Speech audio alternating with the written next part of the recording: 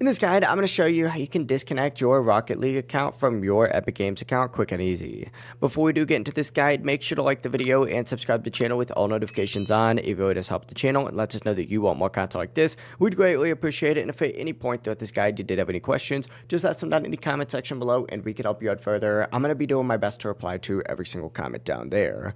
Now, if you want to unlink your Rocket League account from your Epic account so that you can connect it to a different one, here's what you're going to need to do. Begin by actually opening up a web browser either on your phone or your computer. I'm going to do this on my computer real quick, but essentially you need to go ahead and go to epicgames.com. In the upper right corner, you're going to see an option to sign in. Go ahead and sign in and log in with the platform that's currently connected, such as like PlayStation, Xbox, or Switch, or sign in directly with their Epic Games email and your password. Whenever you're signed in, click on your name, and then from here, go ahead and go down to the Accounts tab and open that up.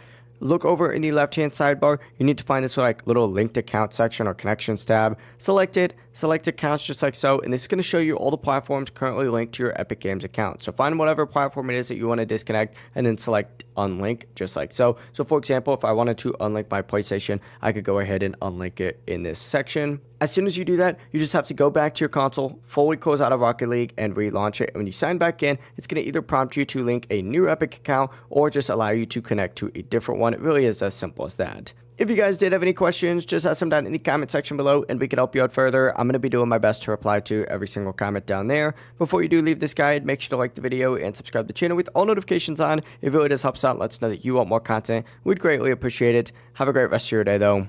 Peace.